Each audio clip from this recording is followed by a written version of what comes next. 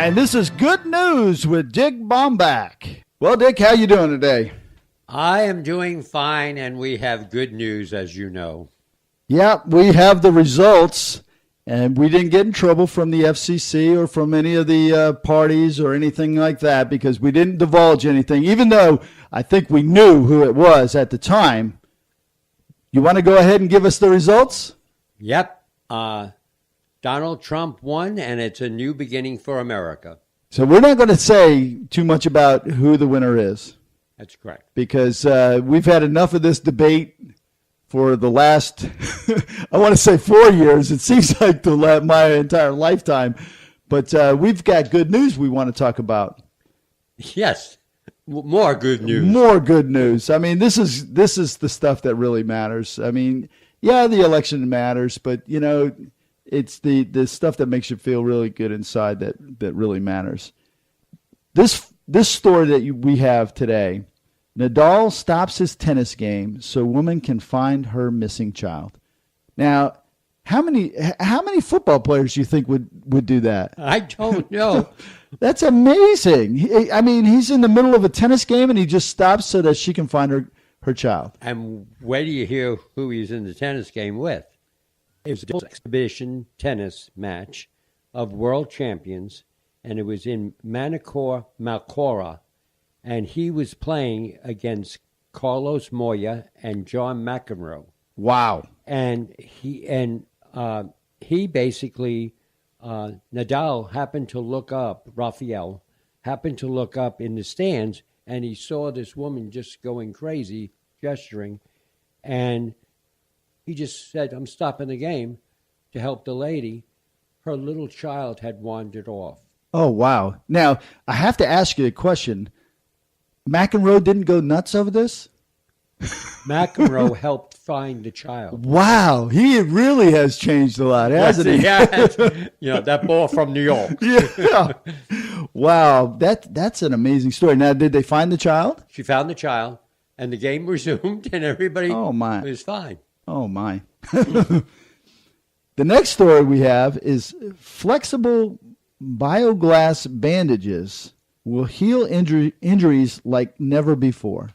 Yeah, and I still can't believe this one, but it's researchers at the Federal University of Sao Carlos. They developed a type of flexible bioglass that's capable of regenerating tissues and speeding up the healing process. And this glass, which is very, very, very minute, is actually put on the wound, and it heals it much faster than just a regular Band-Aid. Wow. Now, the bioglass, does it say what it's made of? It's made of regular glass that is been smashed down to tiny, tiny, tiny particles. They've tested it on animals. They've had human trials that are going to begin on next year. But the animal testing, not one animal had a problem. Wow, that's amazing. I'm going to have to do a little bit of research on that because I wonder what happens to the glass after the wound heals. That's what I was thinking. Yeah. But apparently they say that it's the body is so complex that this particular device will actually help the body and not. It's amazing. And, in our lifetime, we've seen a lot of amazing things like this election that we just had. But improvements in medical and in technology, and just think. Right, I know. Just think when we're as old as those people that you're married, 90 years or 100 years. I mean, what things are going to be, for that have been developed. I mean, right. Well, I mean, something that's funny because I happened to see this last night. In the 1700s, the average age of death was 40 years old. And then after that, science started to get involved. And now look at the average. I know. It's amazing. So, in 10, 15, 20 years, where will we be? It's crazy. Now, this next one is a pretty good one. Manny Pacquiao has built 1,000 homes for poor in the Philippines. Yeah. He, as you know, is the 38-year-old 8-division world champion boxer. Right. And he's also a senator from Philippines. Is he really? Yes, he's a Philippine I did not know that. And he paid out of his pocket to build 1,000 homes for the poor in his hometown. And he says he's so happy to give these free, and because he made millions with his fight of the century, he wanted to give back because it was his hometown that started him off on a boxing career. And so he is going to continue to build homes.